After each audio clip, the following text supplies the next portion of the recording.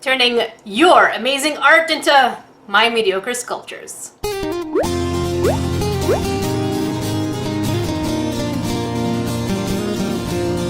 Hey Grains, welcome to the 10th episode of Your Art into Sculpture. I didn't know I did 10 of them. That's quite a bit.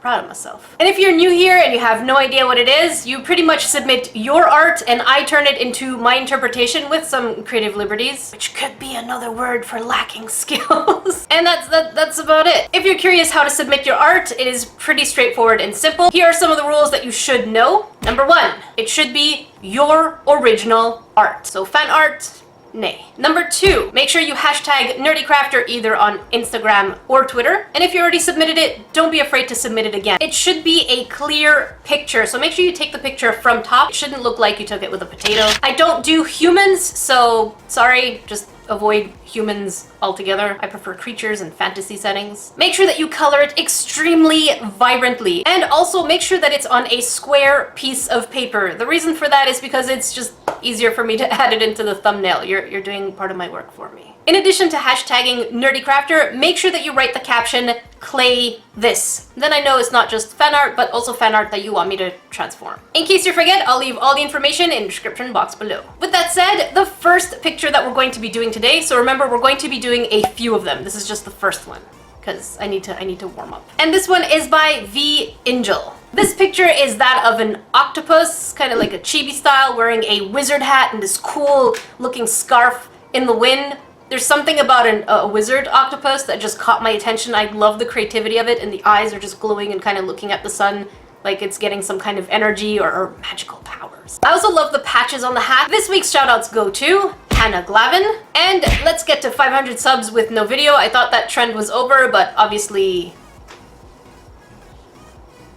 If you want a shout out in my Friday videos, don't forget to hashtag Nerdification Squad in the comment section below within the first 45 minutes of your video's release, or hashtag NerdECrafter on Instagram or Twitter anytime with any of your creations. All right, let's get to that little octopus thing. We've hit our first roadblock. So as you can see on the picture over here, we see 3 little tentacle bubbly legs. Now my question is, does it only have 3? I know it's an octopus, but it's also a fantasy creature, so the creator could technically choose to just give it 3 legs, because you don't tell an artist what to do. It's their imagination, you know? See rainbows over here and unicorns over there, salt shakers down here. Whatever I imagine happens. So the question is, does it have only just 3 legs, or does it have 6, so 3 on either side?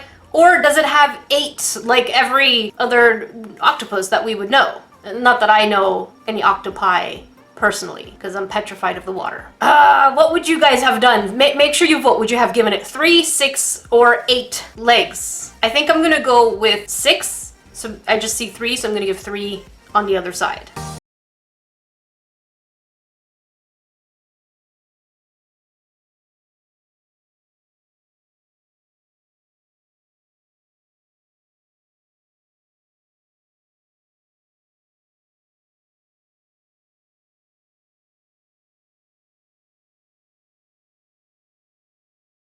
Now I need 2 thin strips because I think it's the scarf. I could be completely wrong, but it seems like the top part is blue and the bottom part is yellow. So we're gonna make 2 thin strips in my pasta machine.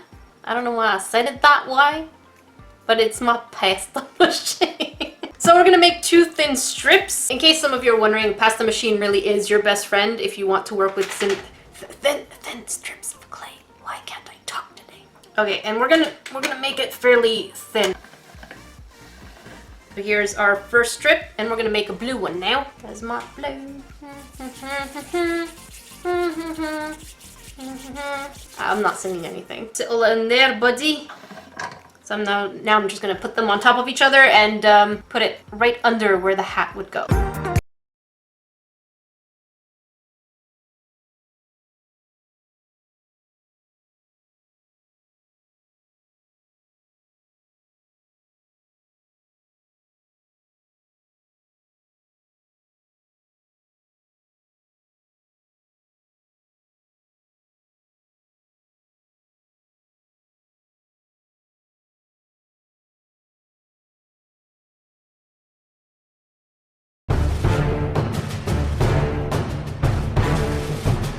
It's so stinking cute! I'm really happy with the way it turned out. I really feel like every time I say that, I should be paying royalties to Jazza. I think, you know what? I'm gonna have to buy that shirt. Really like the way this turned out. The design is adorable, and I just love the way that it's like, looking up to something amazing.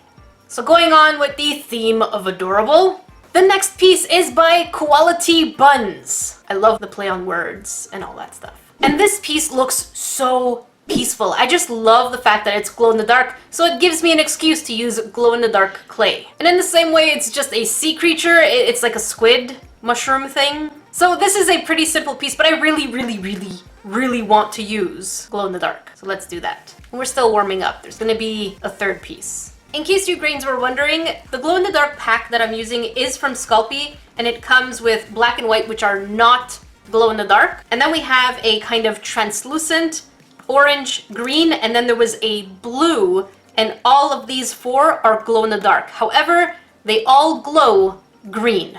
Let me demonstrate. All right, so as you can see here, the green, I'm just going to shine a little bit of UV light to make it go a little faster. And once we turn the light off, you can see that it shines green. Let's go for the orange. And the light's off. Oh, well, I did not know that. I must use this for a project now. Okay, I really honestly thought this was going to glow green because even the blue was glowing green, so I didn't bother trying this one. All right, and now for the translucent one. And it is also a green. So you can see both the green and the translucent, and they give off a kind of similar shine, except this one is a lot more neon.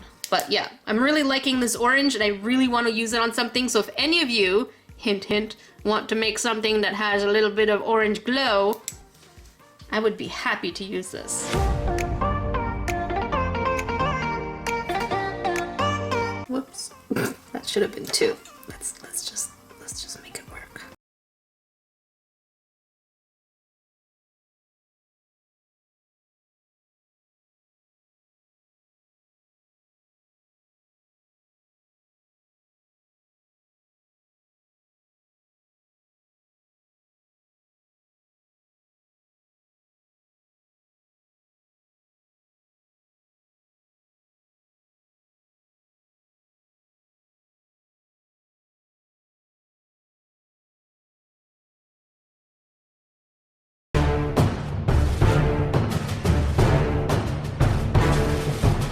On to our last drawing for today, and it's a mini environment that has this fluffy looking tree creature kind of sitting on a tree stump looking very pensive.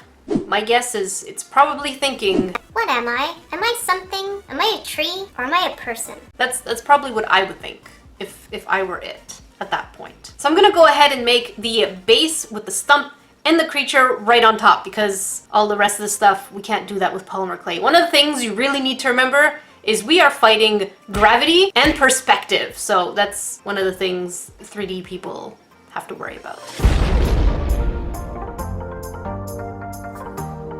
And then as I was making the grass texture, it dawned on me, this creature is not a tree creature.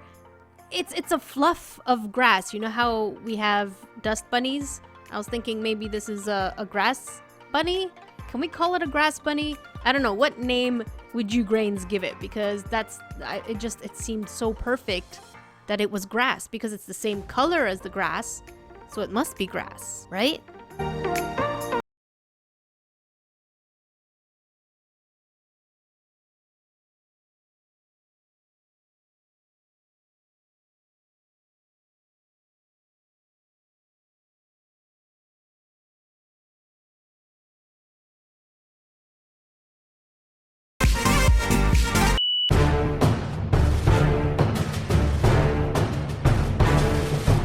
This was really fun. It feels like forever since I played with polymer clay. It's just, you know, when you're at school and you have all these classes to do, and, you know, it's just, I wanted to craft. And I know you guys miss it when I craft, and I miss it when I craft. But sometimes you just have to take the long haul and hope that I'm gonna craft. I promise, I'm gonna be crafting a lot more often as of now, because I really do miss it. But before we go on any further, here are all three.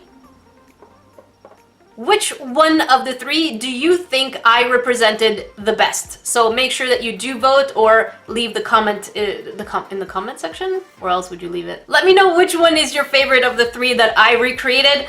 I am so torn because I love all three for completely different reasons. The wizard octopus has this childish, happy feeling to it, and I don't know, every time I look at it, it really does make me happy, so I don't know, there's just something about it. The little squid seems like something that I would have in a dream or just kind of imagine at night when there's like little fireflies flying around, be like, that would be pretty cool, because I love deep sea things, even though I'm petrified in the water. I like seeing things from far. And then our pensive little grass person is just sitting there and thinking about life or its own existence. I really would have loved to make the little leaves, but when it comes to clay and something this small, the leaves would have broken off within a couple of seconds. Instead of waiting for it to fall, I just figured it would just be a thicker piece of grass. So the reason I love this one is just because it looks super philosophical and I'm just in love with it. It's so simple, but just so perfect when you think that you're thinking deep thoughts. So don't forget, if you want to submit your art, it has to be hashtag NerdECrafter as well as the caption, clay this. If you're going to draw it by hand, I highly recommend that you do scan it because that's just going to be